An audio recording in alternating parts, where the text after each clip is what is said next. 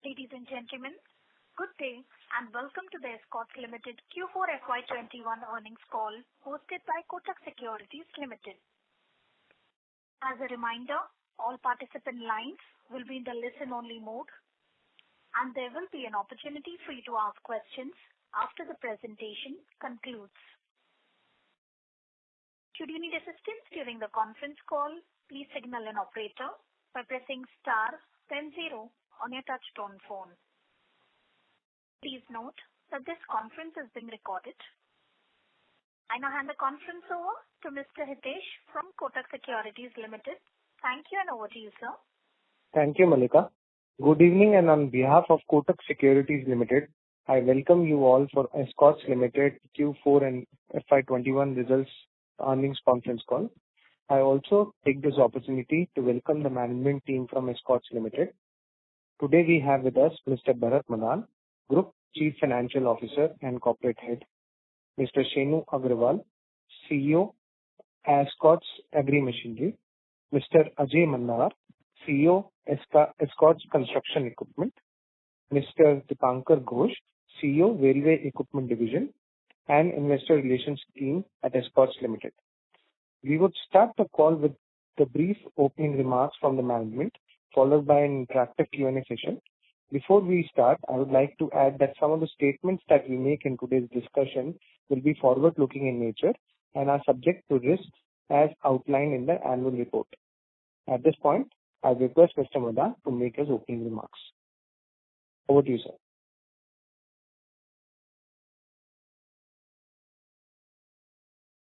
Thank you, Hitesh. Good evening, everyone, and thank you all for joining us on this earnings call for the fourth quarter and financial year ended 31st March 2021. The second wave of the COVID-19 in India is way more severe, and we are all affected by it in some way or the other. We trust during these unusual times, you and your families are well and safe. At Escorts, safety and health of our employees, customers, dealers, suppliers, and wellness of our business ecosystem is of utmost importance. The company is taking all measures in line with government advisories, including mass testing and vaccination drive to cover all its eligible employees. The year 2021 is 75th accounting year of the company and also a landmark year for us. Few highlights of the company's standalone annual performance for FY21 are as follows. Turnover at rupees 6,929.3 crore against rupees 5,761 crore in the previous year is up by 20.3%. Tractor volumes up by 24.1% to 1,06,741 tractors as against 686,018 tractors during previous year. It is first time ever that the company has crossed 100,000 unit landmark in terms of tractor sales and tractor production in India in any fiscal year. Construction equipment volume at 3,913 in FY21 as against 4,042 machines in the corresponding year. Also, this happens to be the golden jubilee year for Escorts construction equipment business.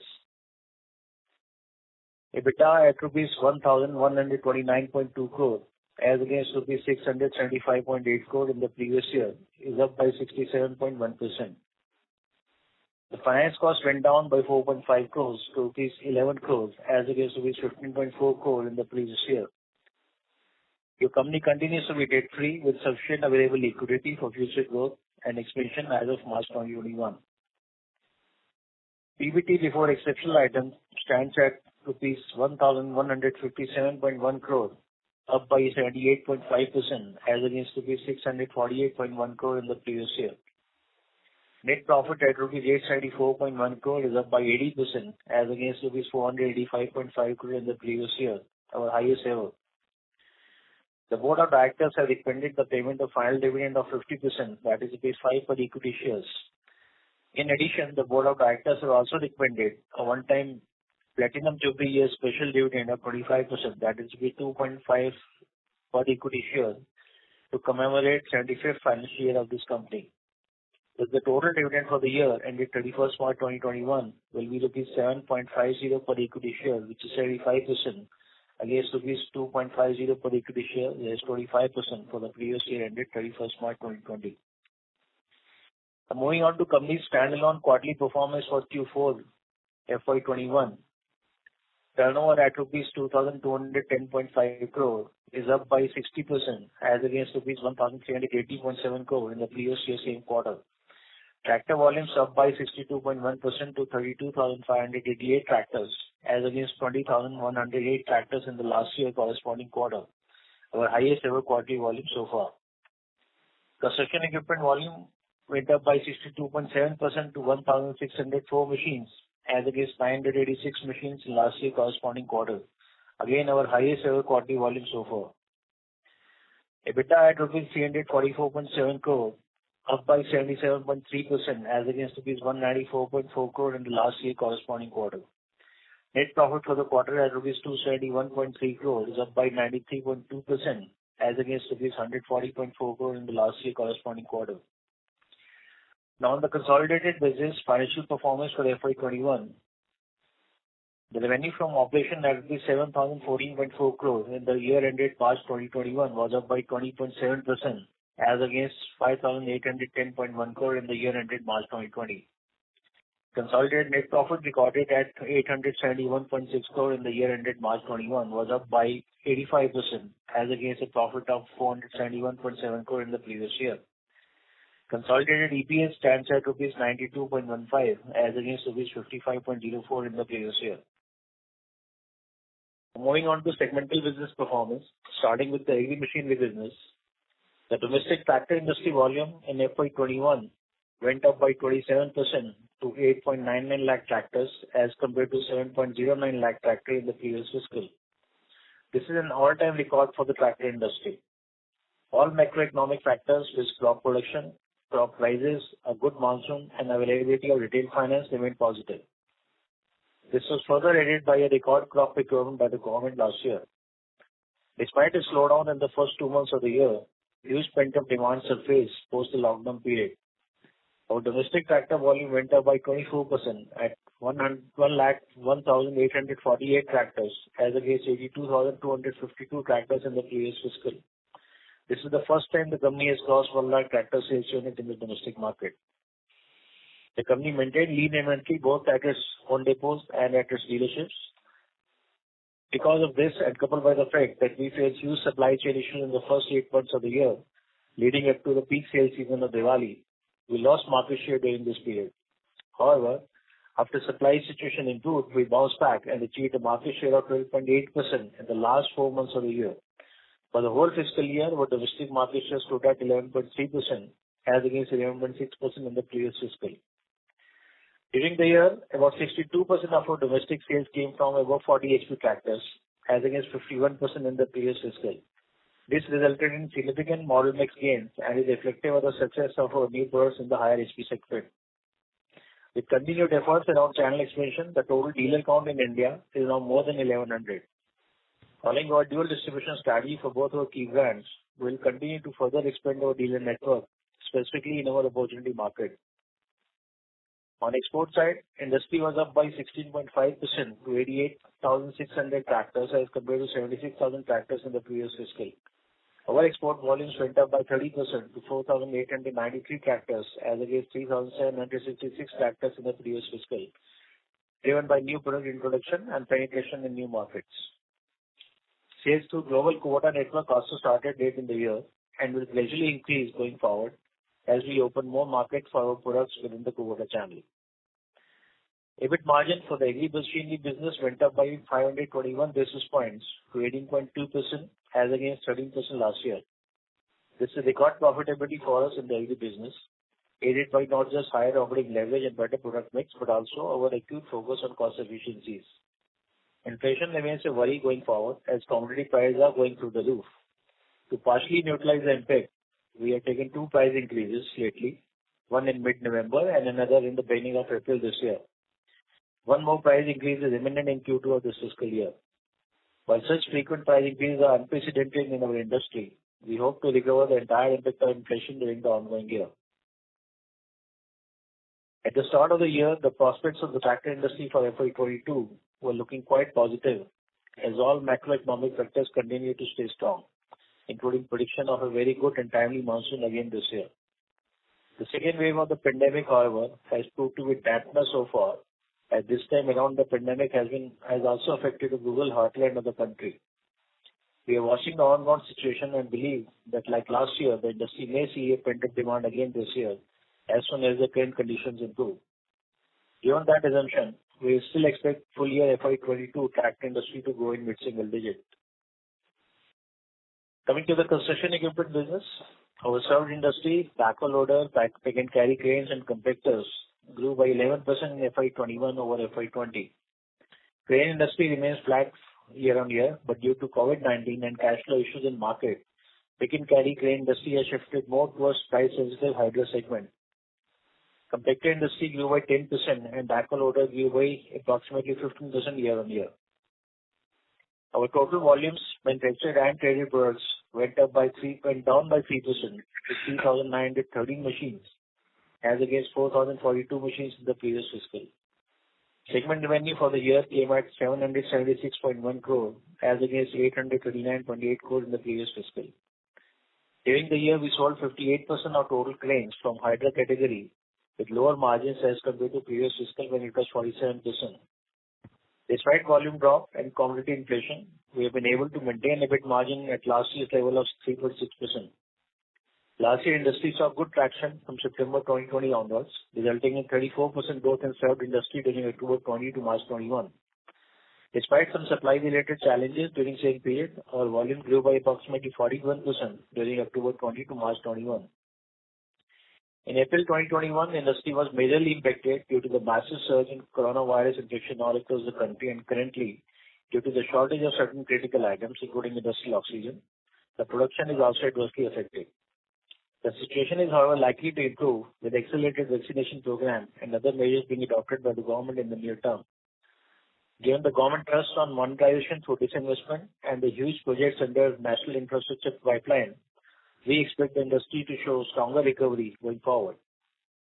For FY22, we expect construction equipment segment to grow in higher single digit and margins for the segment to improve further, led by our various operating matrices and cost control measures that we have spoken about many times in the past. Coming to the railway division, revenues at rupees 479 crores went marginally up as against rupees 477.2 crores in the previous year. During the year, we executed 59% of total orders from new product category with high import content and lower margins as compared to previous year when it was only 38%. EBIT margin for FY21 was at 16% as against 18% in previous year, impacted mainly due to product mix and one-off provision towards GST rate differential on orders executed after September 2019. Indian Railway is still not running its full operations due to unprecedented COVID-19 pandemic situation and has done revisions in the production plans affecting fresh orders tendering and order inflows. With government safety measures and vaccination drive picking up at fast pace, we expect that tendering process will get back to pre-COVID level by end of Q2 of current year.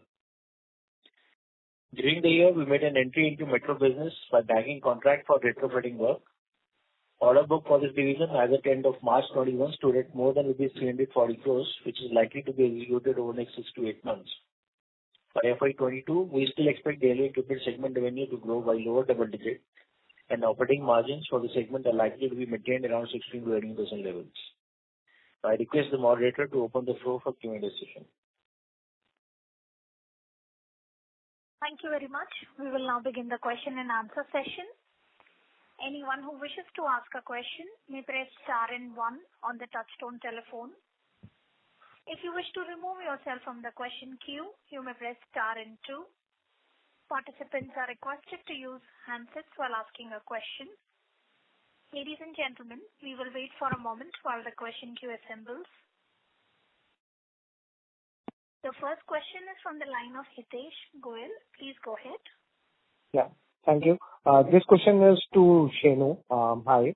My question is related to how do you see the situation on the ground? I understand, the people may not be coming out and buying tractors, but how is the sentiment on the ground with the various factors you described, rabi crop being very good, crop prices also going up, and monsoon being normal. So what percentage of tractor dealerships are open? What is the financing situation in tractors? And, what is the on-the-ground situation? So you can give us some sense of that. Yeah, Hitesh, thank you for the question.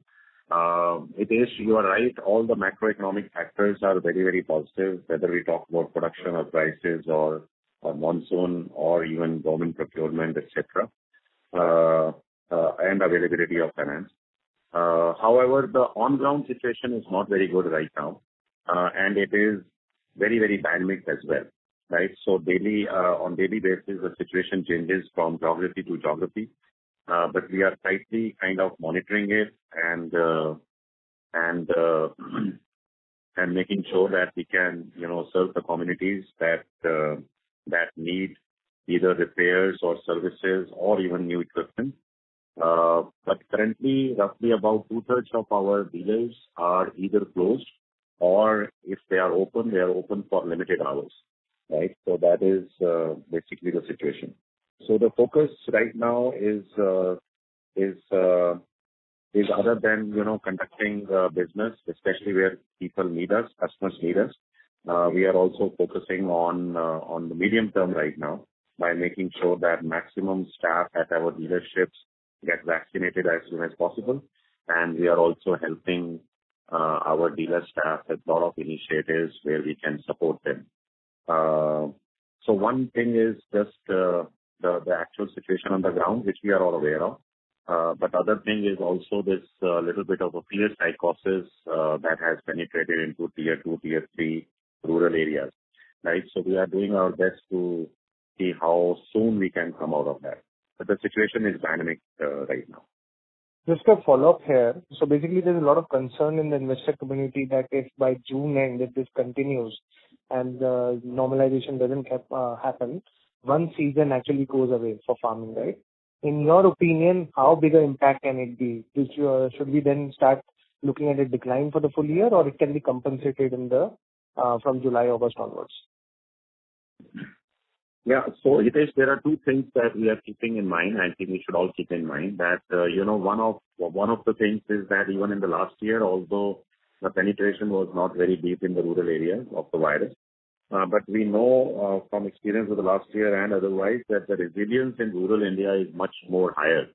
That is just the DNA of our country, right? So, and the other thing is that you are right that we are in a very, very critical phase this time of the year because last year the lockdown was primarily in March and April and early part of May, and then it started easing out. But this time we are already in the middle of May, and the sowing season is about to start. Right. We are also getting a lot of feedback from our customers because most of our teams are in touch with them over calls now. We are also hearing that customers are not getting enough tractors on hiring right now because of various restrictions or just kind of a hesitation in customers to go to other farms and do hiring work. Right. And therefore, there has to be kind of, some push that will come. So some pull that will come from the customer side as well as we get nearer to the sowing season. So maybe we are optimistic right now because, as I said, the situation is very dynamic. But we do believe that this virus, wherever it goes, has a kind of a 5 to 6 week cycle. When it peaks up and goes back to little bit, a kind of reasonable levels. And therefore, we do think that sometime in end of this month or early June, we will have some markets that will open up. It will also, the sowing season will create a pull towards that, irrespective of the situation on the ground. And therefore, I think we will see some momentum very, very soon in next few weeks. Now, as far as the whole year is concerned, we are very hopeful that this year, overall, whether it opens up in early June or late June, we know we are very sure that this pent-up demand will come back only because the macroeconomic factors are extremely, extremely positive. Good. I'll fall back in the view. Thank you and all the best. Thanks. Thank you. The next question is from the line of Gunjan Prithyani from JP Morgan. Please go ahead. Yeah, hi. Thanks for taking my questions. I had a couple of questions. Firstly, the follow-up to what Hitesh asked, essentially, on the financing side also, what we pick up is the situation is not as great. Now, is this that the staff is not available, or you see some step backs from the banks or financial institutions as well, given the situation is pretty dynamic as you yourself spell out? So if you can talk about the financing and also the inventory levels in the channel right now.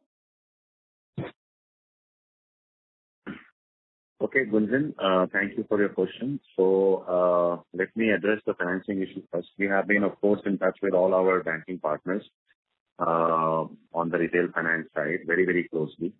And generally, the situation in the retail financing for tractors particularly is that there has been a kind of slowdown as far as the collections of the current portfolio is concerned, which is basically EMI collections, right? But the slowdown is not as much as the slowdown is in the demand right now, right? And therefore, in terms of cash flows, most of the banks and NBFCs have very little concern. The main concern they have is because of the stricter provisioning norms that we are following in the country for the last few years.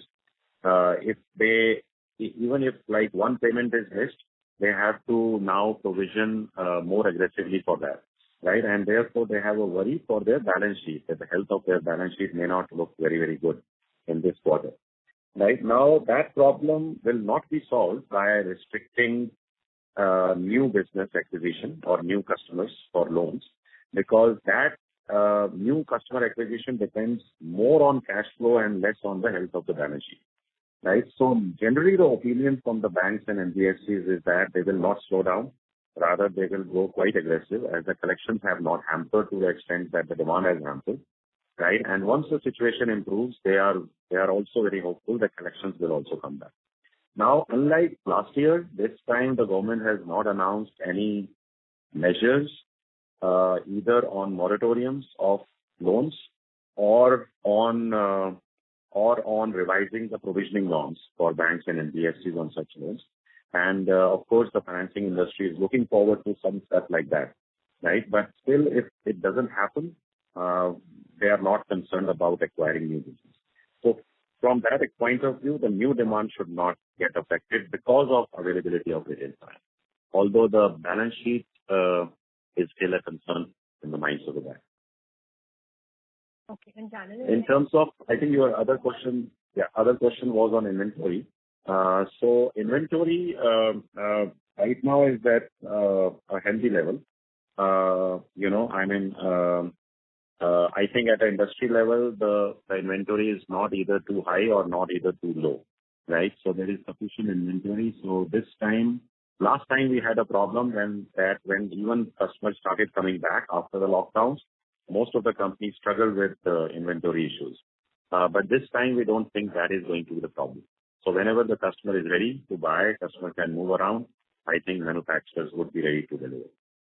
Is there any risk of it being high because we must have upstocked for the season, but clearly at least the showrooms are shut or there are very limited walk-ins. So is there any risk if you were to look at Feb-March numbers, if you can give some idea whether it is 5 weeks, 6 weeks, in what what levels it would be relative to Feb-March offtake? Yeah. So see, I wouldn't be able to comment on the industry stocks, but generally, I can tell you that because Q4 was a bumper Q4, as you have seen from the data, our data and industry data. So the stock situation is not, we don't have too much stock at the industry level also as of end of March, right? Now, of course, because of the slowdown in demand and lesser problems in the supply chain, most of the companies are continuing to produce in a hope that when the things turn better, then they should have enough stocks. So as far as dealer inventory is concerned, I don't think we are at abnormal levels. And as far as depots inventory or company inventory is concerned, of course, that inventory everybody is now increasing because the production is going at a certain level, which is higher than the demand that we are getting in the market. But that is not of a concern because this is a time to actually clear that inventory just in case we will get some good demand in the following few months. Okay.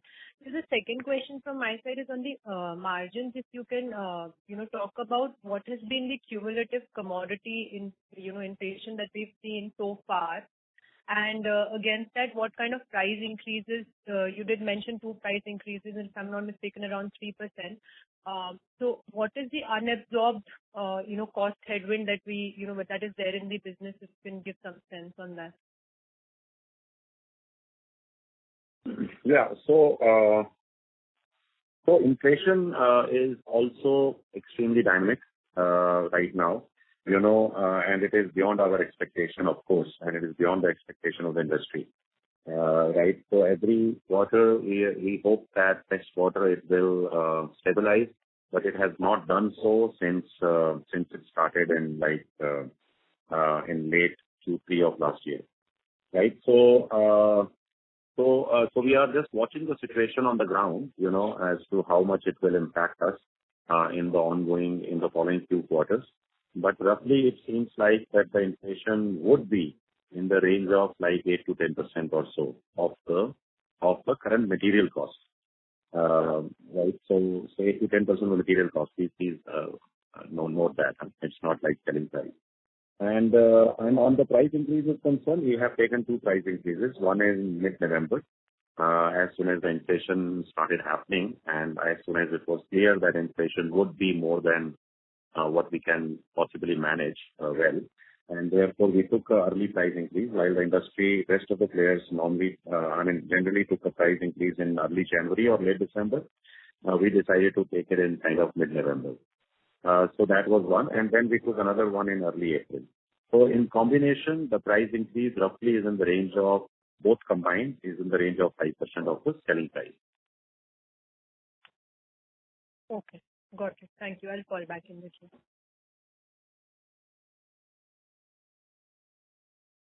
Thank you. Ladies and gentlemen, please limit your questions to 2 per participant. Should you have a follow-up question, we would request you to rejoin the queue. The next question is from the line of Mitul Shah from Reliance Securities. Please go ahead.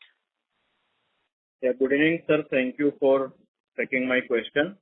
Sir, I have a question on EBITDA margin for both the segments, tractor and construction equipment, wherein we reported all-time high volumes for the quarter. So what would be the sustainable margins for tractor segment as well as for the construction equipment?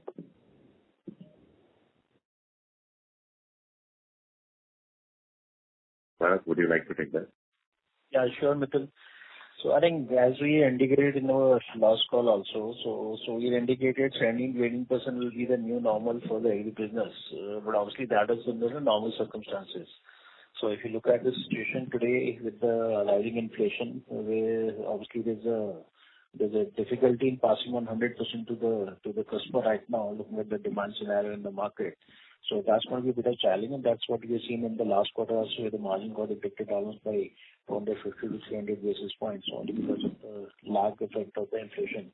So on a full year basis, we are hoping we'll be able to neutralize the entire thing. But obviously, since this will happen with the lag, this has an impact on the margin too. And if you are able to pass on 100% of the inflation to the market, that still impacts your margin by almost 150 basis points in a year. So yes, I think in the normal scenario, if you're talking about 17 to 18% of the margin, so with the inflation issue, maybe this can have an impact of about 150 to 200 basis points impact because of the lag effect setting in.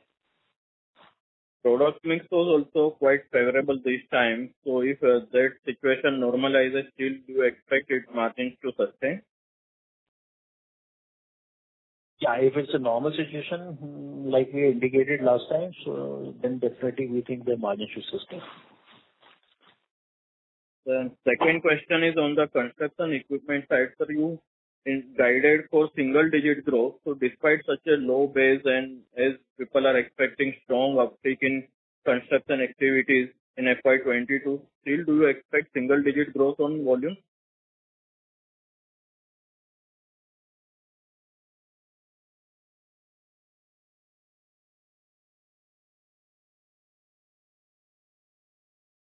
Are you on mute? Hello? As Shidu has said, there is an impact on the industry, on the channel, because of this second wave of COVID. And I think, by first quarter, we would have an impact, and progressively the market will recover back. And there is expectation that the growth will return back, because we can see that demand is there. The projects are there. The money allocation and the money mobilization by the government is happening. So, I think, once this wave is taken care of, handled properly or brought to some level, I think the growth will return back to construction. And we don't see, if you see numbers around for next 5-6 years, construction equipment will always be on the upward. Yes, sir. Thanks. Lastly, sir, just to reconfirm, we are saying single-digit growth for tractor side also.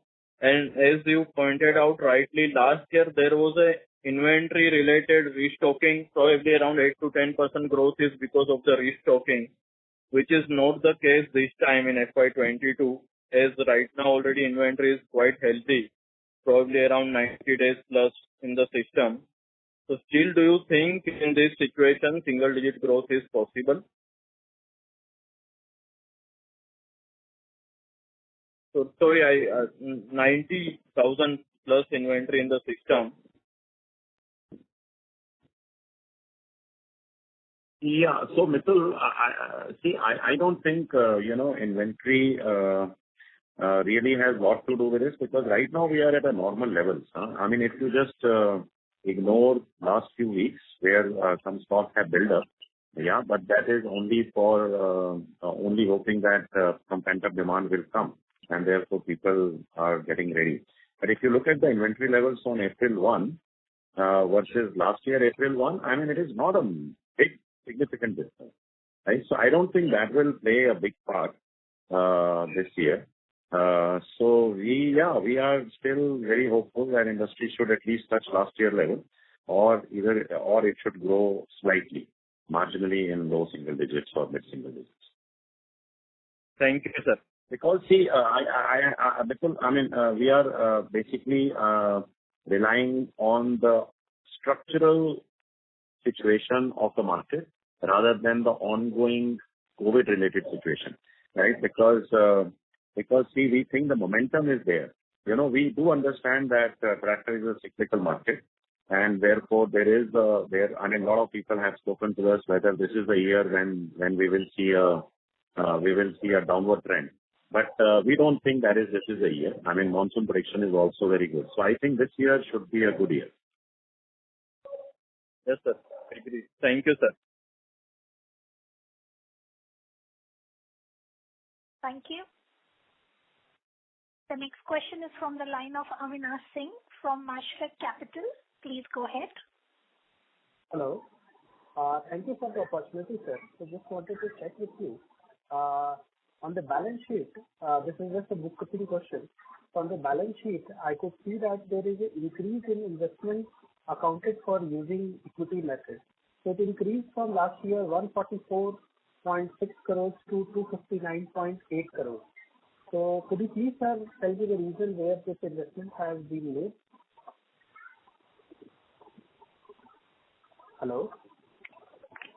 Sorry to interrupt, Mr. Singh. So there is a disturbance coming from your line. Request you to mute your line while the management answers your question. Sure.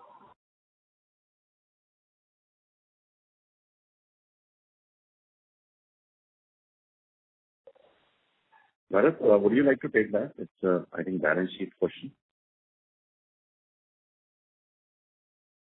Yeah, one is the investment which the company had done during the year in acquiring the stake in the Kubota sales JV, which was about 90 crores. So is it that you're referring to? Or that's the only increase which has happened in this year in the investment side?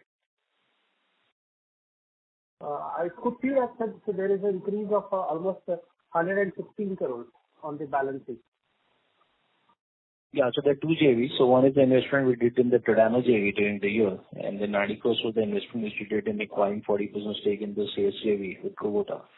So these two investments have happened. 26 crores is the investment into Dino and 90 in the Kubota sales saving. So these two investments have happened in the year. Thank you for the clarification, sir. And just wanted to ask you, in addition, sir, you have a healthy balance sheet right now.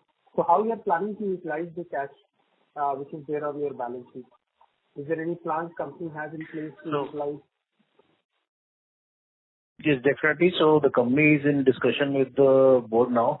So we are actually in discussion and coming out with the midterm business plan, and we had also told the analyst investors that we will actually be announcing it after the results are done.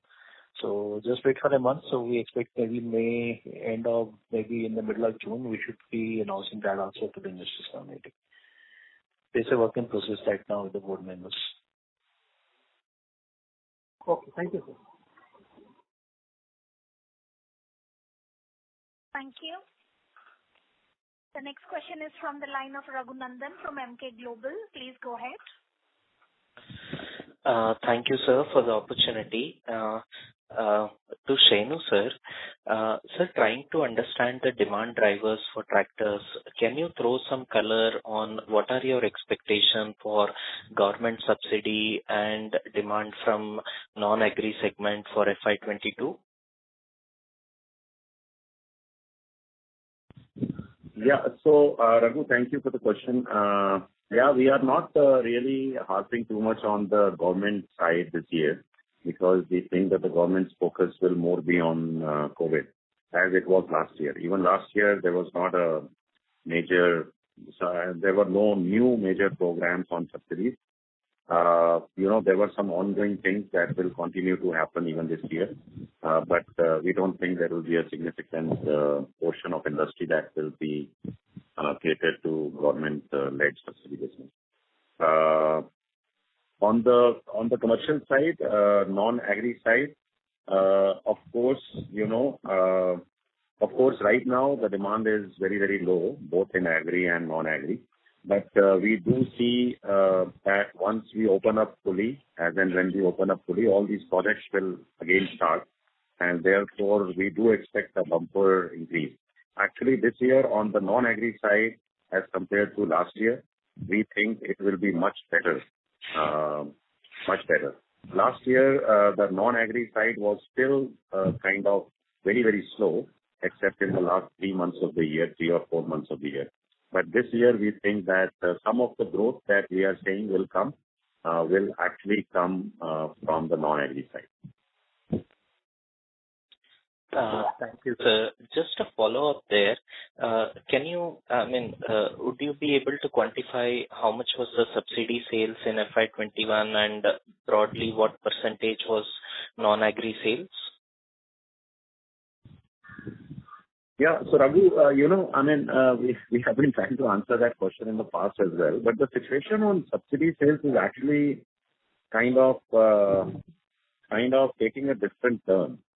So most of the states now, the way they are making out their subsidy policies is that they are giving subsidies directly to the customers, right? And they are giving it not just at the time of the purchase, but they are even giving subsidies after the purchase, right? And therefore, it is becoming very, very difficult to actually put the right number as to what percentage of customers or what percentage of industry is getting the subsidy sales. We do get overall numbers because we know when some scheme is launched. For example, there is a scheme is launched in Gujarat. We know what is the outlay on that scheme, right? But we no longer can really tell you specifically that at the time of sale of the tractor, whether there was subsidy involved or not, right? So most of the states are going to a lottery system, which is actually much better system because it is much more transparent and the subsidy goes directly to the customer rather than, to the manufacturer or to an intermediary. So, yeah. But I think having said that, we don't think last year the subsidy sales was in excess of 50,000 units. And this is a ballpark estimation. Thank you, sir. And non-agri, how do you see the share in FY21 and what could it be in FY22? So So I think FY20, see, normally the non-agri share, again, I have to give you ballpark figures because it's very, very difficult to quantify specifically how much is it. But I think normally the non-agri sale, non-agri component has reached roughly about 30 to 35%. But I think last year it was not that much. I think this year it would get back to the same levels. Because again, like I explained, last year, the first 8 or 9 months, the non-agri sale was quite slow and agri sales had grown quite a bit. But this year, that equation might change back to a situation where non-agri sales actually may grow higher than agri sales. Thank you, sir. That was helpful. On the HP mix, over 60% of volumes came from above 40 HP segment for Escorts. Do you expect mix to remain skewed towards higher HP products, or do you think there can be some reversal this year? Yeah. So, Raghu, there would be some reversal, as I think we had explained in our earlier calls also, that one of the main reasons, not just for Escorts, but also for the industry, although Escorts did better than industry in higher HP sales. Yeah, but there was a momentum towards higher HP sales, no momentum in higher HP sales last year at the industry level. And one of the reasons for that was that, as I explained, agri sales, the growth in agri sales was much higher than the growth in non-agri sales. And normally in agri sales, customers have more and more tendency now to go with higher HP. And non-agri sales, although non-agri sales is also finding applications in higher HP, but largely it is a phenomena which is driven by lower HP. Right? But this year, if non-agri sales is going to show us higher growth, that would also mean that the sales of high HP tractors in relation to the lower HP tractors may be lesser than last year. Right? So I think we knew this all along, that why the higher HP sales has become so sharper in the last year, and therefore some correction will happen in that. Thank you, sir. This was very helpful. Thank you. The next question is from the line of Jinesh Gandhi from Motilal Oswal. Please go ahead. Hi, sir. Just first clarification on the cost inflation on the commodity side. You indicated so far you have seen about 8 to 10% on the material cost in second half FY21 so far. Is that right understanding? Yeah, that is up to March, end of March. Right now, as I explained, that this situation is very, very dynamic. Every day we are seeing requests from our suppliers to give them a hike, largely led by steel and rubber and some other components. Yeah, so I can't give you a number right now. We are still kind of in negotiating with the suppliers as to what would be the impact of Q1 in this year. Right now, the number that I gave you, 8 to 10%, is up to 31st March. Understood.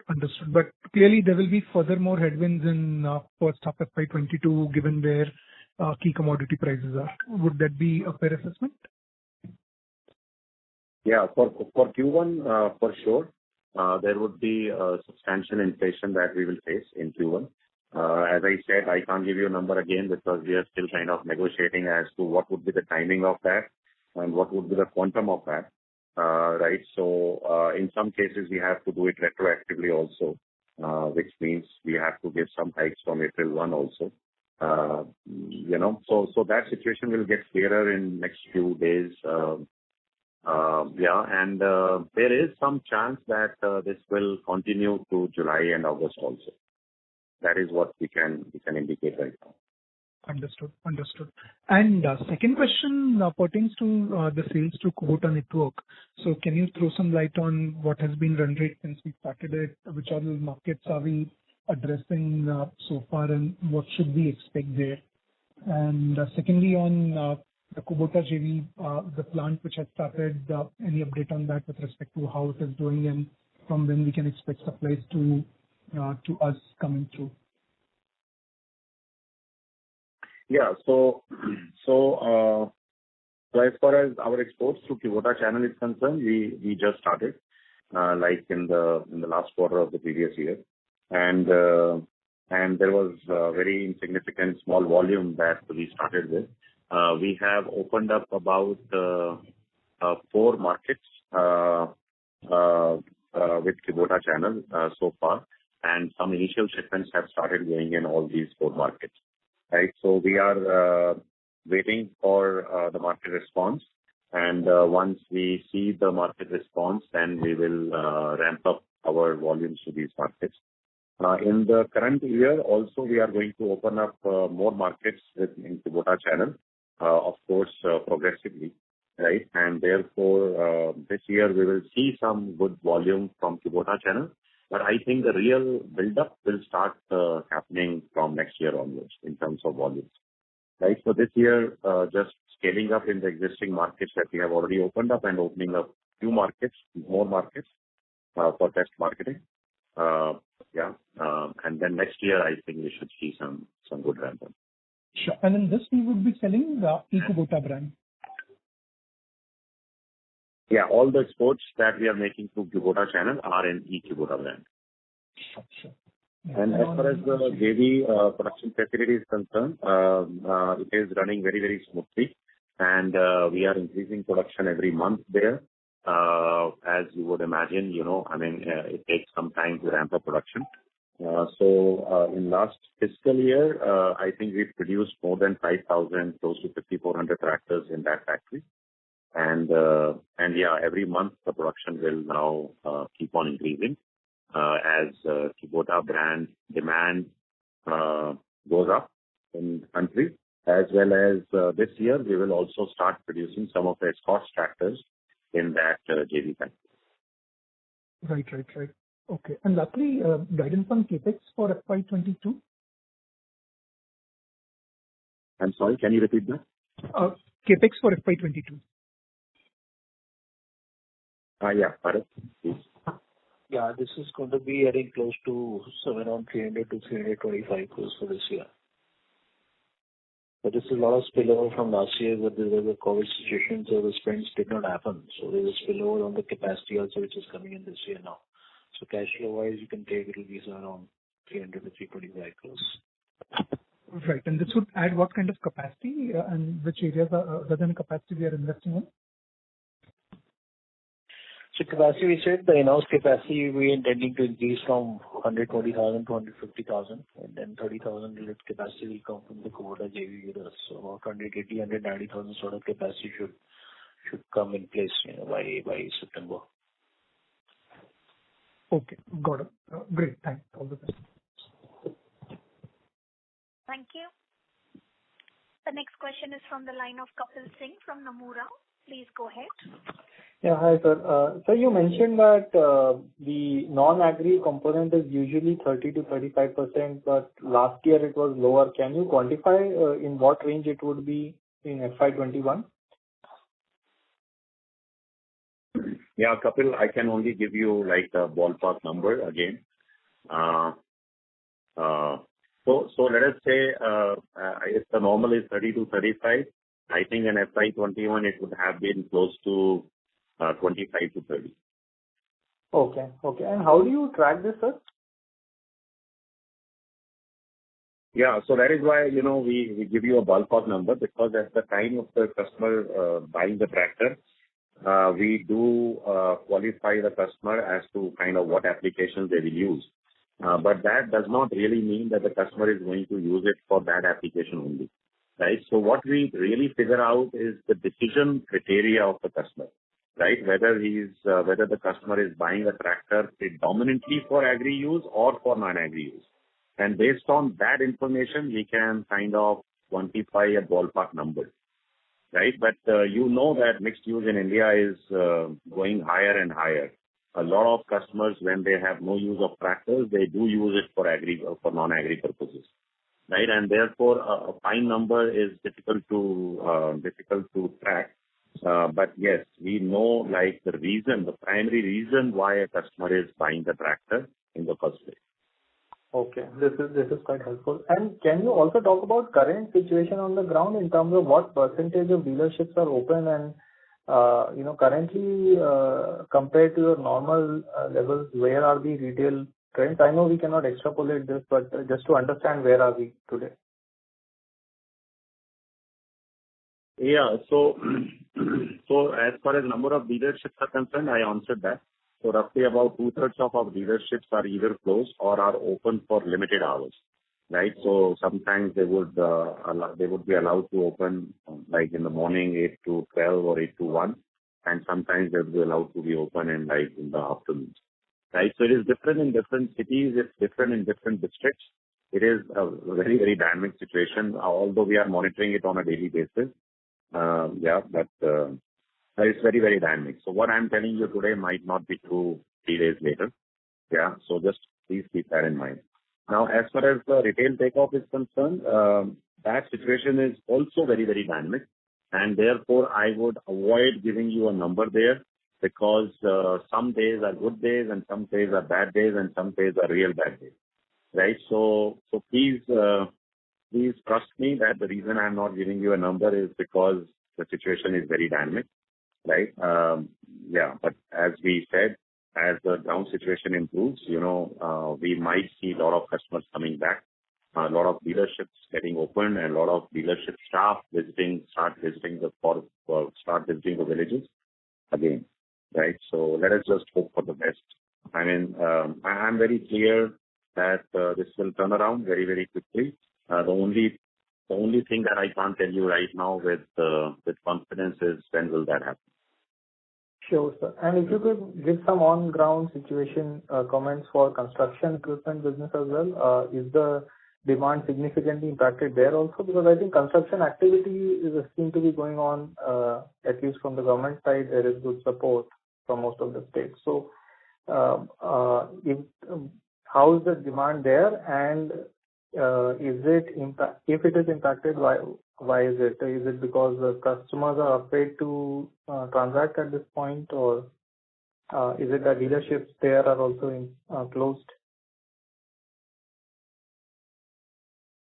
Kapil, this is Ajay with you. See, the situation is people have a fear factor. Somebody or the other has got affected during the second wave of COVID. So I think most of the things or most of the buying decisions are... Sir, I'm not able to hear. The volume is coming very low. Can you speak up, please? Can you hear me now? Yeah. What I'm saying is that, it's basically the second wave has impacted one way or the other, many people in the sector. And, you see dealer network, okay, 2/3 of the dealer network or maybe more is down because of some impact on their employees or their families due to the second wave. Most of the customers are postponing the decisions. Basically, I think, it's a fear factor that has come in play. As we go along, things would definitely start to improve. The vaccination probably would start to happen with what government is doing now. So the industry definitely on the demand side is there. Demand side is strong, but the postponement is happening. That's it. So you see last year, majority first half, if you see the entire construction equipment was 25% down. The second half was 35% up. And the construction rate of national highway was pretty high. So I think, once this second wave impact is put under control, things will start to improve. And I think it would be a lot of pent-up demand that will come up. Sure, sir. Thank you.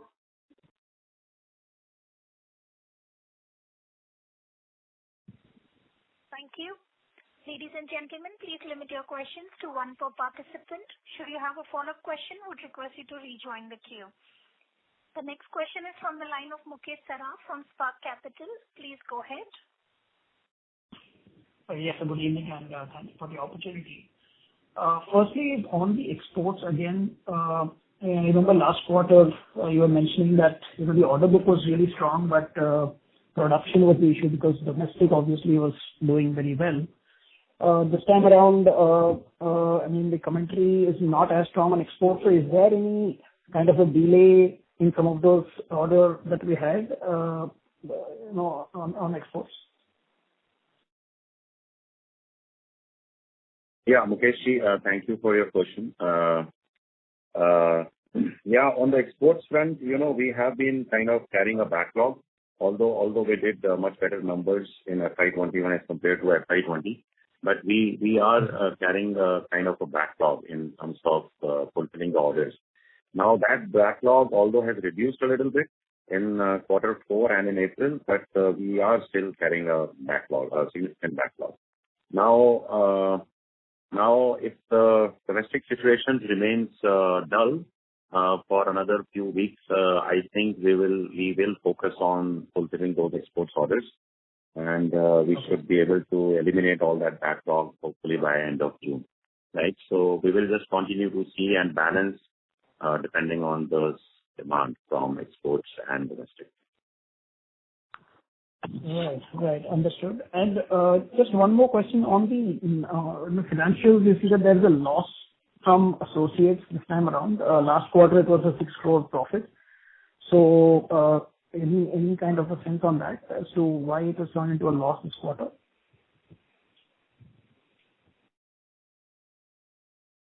So this is actually the major loss coming from this manufacturing JV with Kubota. And like I said, this quarter was because of the high inflation and the commodity price movement. Okay. So which obviously we've not been able to pass on. So that's led to the decline. And it's the same situation that we across the industry, including in Escorts, we've seen. And so that's what is reflecting in these numbers. But overall, on a full year basis, still within both the JVs, Kubota's manufacturing and the sales JV, and more or less it was a break-even sort of operation combined. Okay. So this loss is because of the manufacturing operations, kind of just ramping up its initial costs there, or even the marketing JV has had a loss? And the marketing part of the JV. The manufacturing JV, there's a transfer pricing which is associated now. So obviously this change of price happens with a lag. So those discussions are happening right now. How much again will depend on can be passed to the market. So based on that, there will be some correction which will happen. Sure. Right. Thank you for that. Thanks a lot.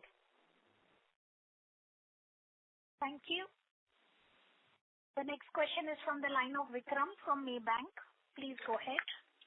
Yeah, hi. Actually, most of my questions are answered, but I'd like to ask one. Still, this year's working capital management has been excellent. In fact, I would go on to say it was one of the best. So anything that worked in our favor, and the additional question to that is, do we expect it to remain the same, or is it sustainable going forward?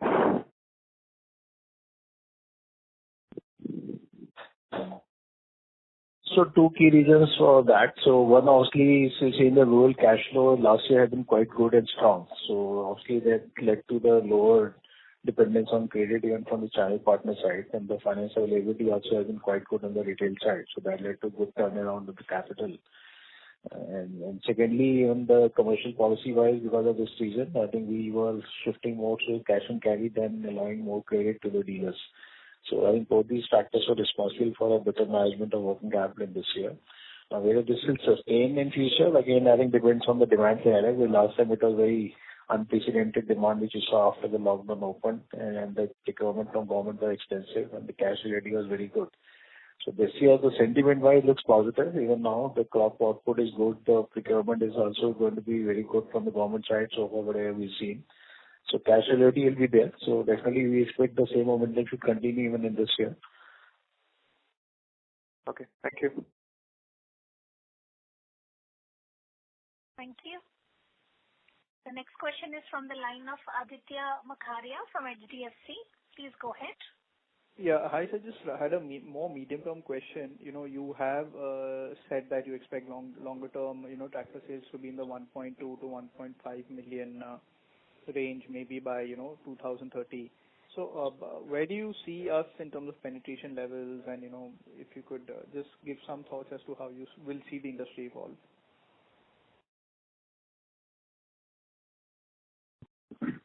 Yeah, Aditya, thank you for the question. Yeah. So you are right. The general consensus in the tractor industry is that the market should reach that level, what you described, by about the year 2030 or a few years earlier or later. Right. So right now, I mean, last year we touched 900,000. And even if you look at the CAGR, over the next 9 years, I think even taking a conservative CAGR, we should reach those levels. Now, there are additional factors, of course, that make us believe that industry would be in that range. Is because with the availability of with the lesser availability of farm labor, there would be a need of more and more power in the farms and more mechanization in the farms, right? So I think that is kind of the basic structural factor that will drive more penetration of tractors. The other thing is also the tractors are being used in many different applications, which are non-farm kind of applications. So not only the tractor uses proliferating into other things, but also the number of hours that we are putting on the tractors is going up, right? So that is both good for the industry, because as you use more and more, as you put more and more number of hours on the tractor, then there is of course a need for replacing it faster, right? So both from the replacement side and from the penetration side to new customers, I think it augurs well. You had another question other than this, right? No, so just like the replacement cycle for tractors, would it be more like 10 years right now? Well, it's very different in different markets. In some of the more developed markets or saturated markets, the replacement cycle is as low as 3 to 4 years, right? And in some markets which are not yet saturated, or they do not have enough use of tractor right now, because of traditional methods of agriculture, the replacement cycle could be like kind of 10 to 12 years. So on an average, we would say about 7 to 8 years currently in the country. Got it. And just a last question, in terms of penetration, it's fair to say the southern states are lesser penetrated, because I guess north there is a lot of government focus and impetus as well.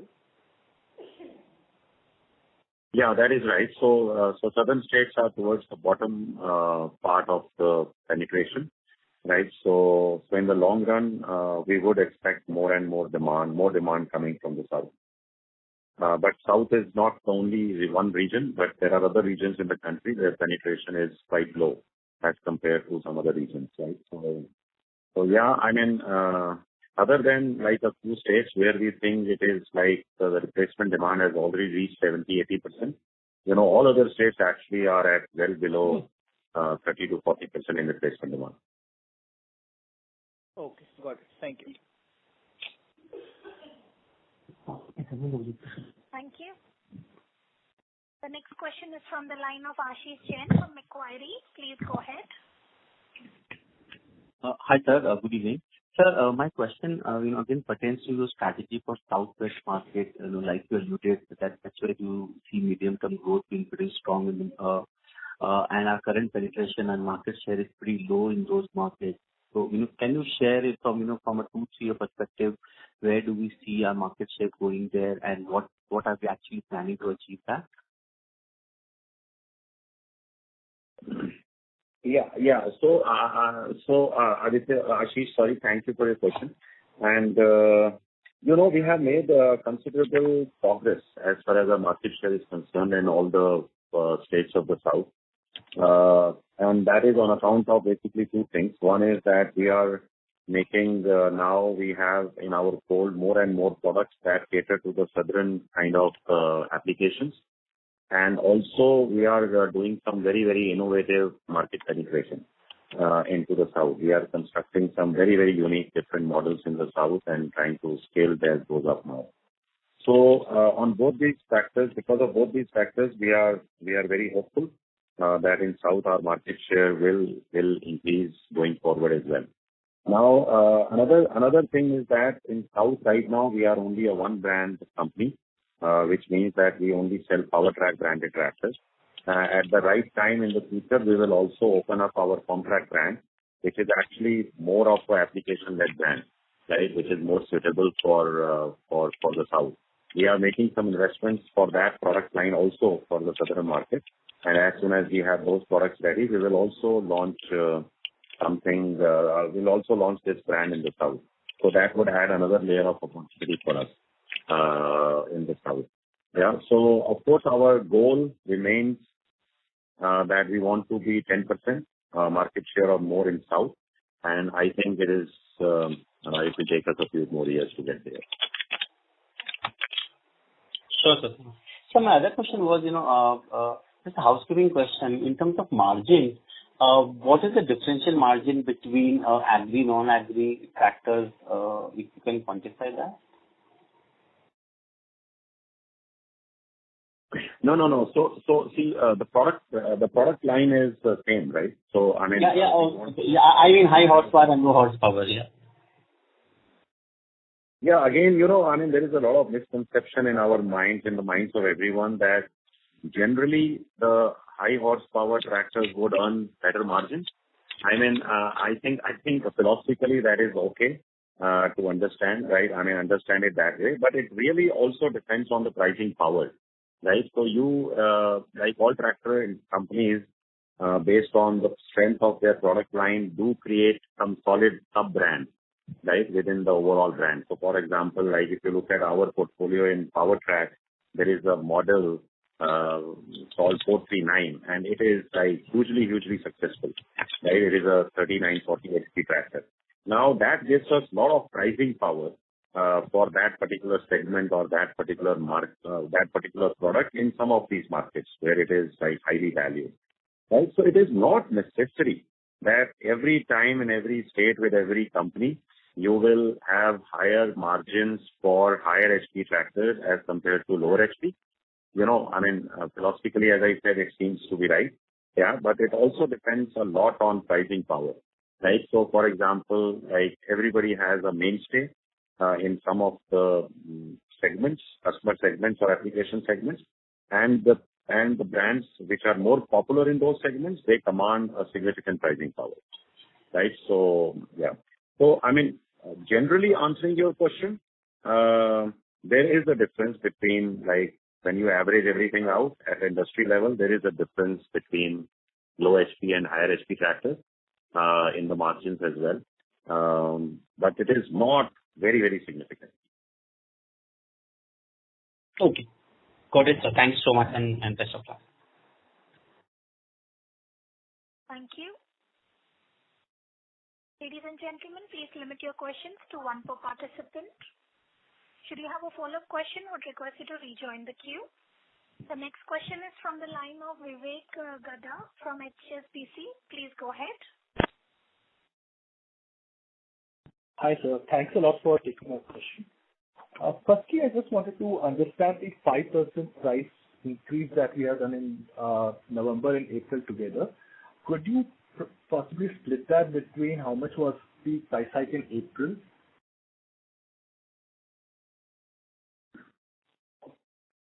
Sorry, can you repeat that question, please? I just wanted to understand the price hike that we took. How much was the hike in April? Yes, that's right. Yeah, so April was roughly slightly under 3%, and the balance was in November. Got it. And the imminent price hike that we are expecting in second quarter would be largely to get to the 17 to 18% margin band in second half of the financial. Is that understanding correct? Sorry, you have to repeat that. There was some noise. Can you repeat that, please? Breaking, sir. I would request you to move to a better reception area and then ask your question, sir. Hi, am I audible now? Yes, sir, you may go ahead.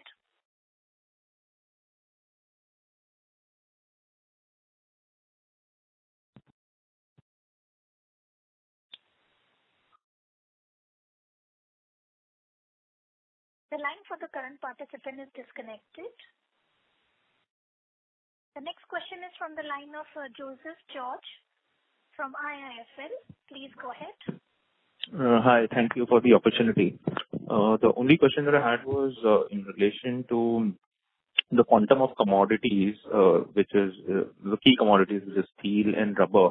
Could you give us a sense of how much is steel as a percentage of, say, the ASP, and how much is tire or rubber as a percentage of ASP, just to get a sense of the significance of these key commodities in your P&L?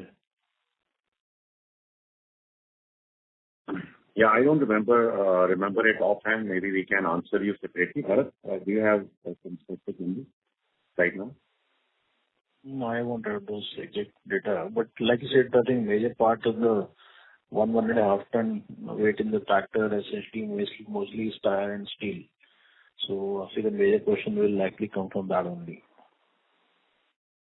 So, or in terms of weight, would you have a sense of, what percent of the weight of the tractor of 1.5 tons is tires and how much is steel? If not, as a percentage of revenues. So roughly speaking, on an average, the tractor would weigh around 1,800 kilograms, 18 to 1,900 kilograms, and roughly 13 to 1,400 out of that will be steel and rubber parts. We are, of course, exploring some of the OEM parts here, which will also carry some steel, right? So actually, I mean, if we combine all that, it would be more than even 1,400 kilograms. Understood. That helps, sir. Thank you. That's all I have. Thank you. The next question is from the line of Abhishek Jain from Dolat Capital. Please go ahead. Thanks for taking my question. Sir, how much fall are you predicting sequentially in first quarter for tractor segment? As one of your competitor has also indicated around 20% degrowth in first quarter. Is there any space for the channel filling? Yeah, I think the competitor that you are talking about, I think that statement was made in context of automotive business and not tractor business, but you may like to double check on that. It is very hard to say. So I think we would reserve our comment on this because we are going through, a dynamic situation, as I have explained. We are hoping that things will turn around, and we are hoping that the sowing season will create a lot of pull, right? Because there is no way the country or the farmer can miss the sowing season. And when the sowing may get delayed by a few days, right? But it cannot be delayed, beyond that, right? So there is going to be some pull, irrespective of the ground situation, that will come from the market. But let's hold on to this for a few more days. Okay. So my last question is related to the growth in southern and the western India for FY21. So that was a significant. So what are the key factors which are driving your growth in these regions for Escorts? Can you throw some light on your dealership expansion in these regions? You are asking this in reference to Escorts growth?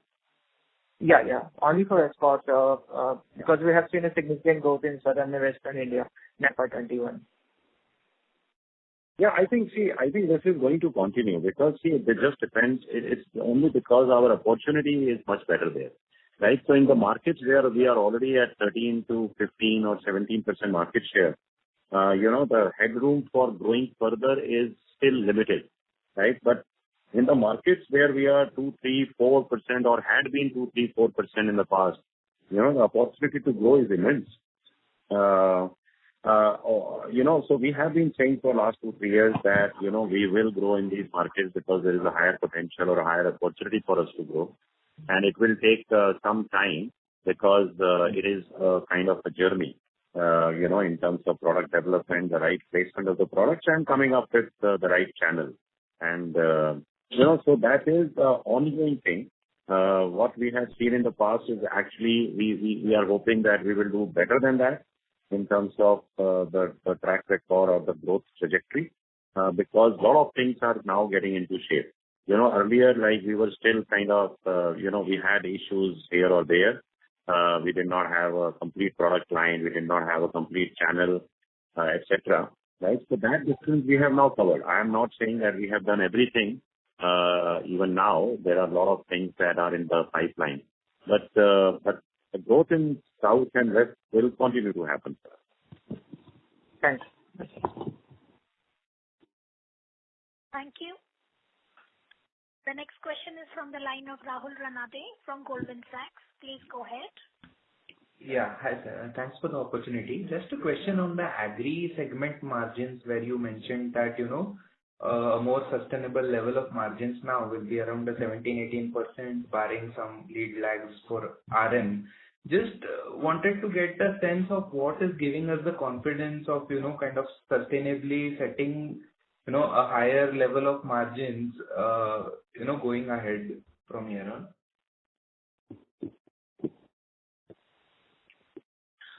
No, there are two reasons. One, obviously, these margins are dependent on the volume. We are assuming the volumes will not go down below last year's numbers. That is, I think, the key assumption there.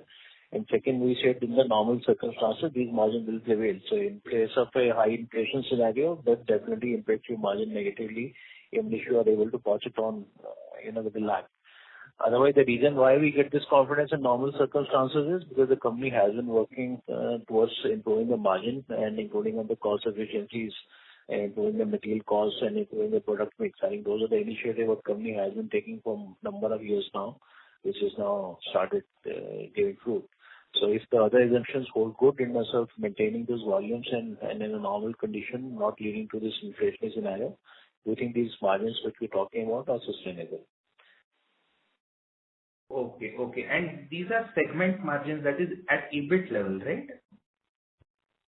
Yeah, that's right. This is segment margin for tractor business. Yeah. All right. Yeah. Thank you.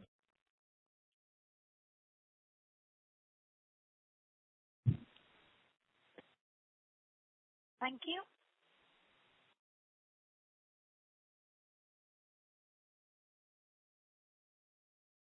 Ladies and gentlemen, this was the last question for today. I would now like to hand the conference over to the management for closing comments.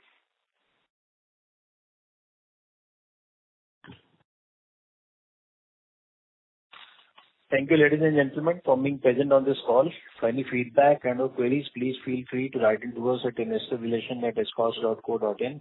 Thank you very much and have a good evening. Please take care, and we pray that all of you stay safe and healthy. Thank you.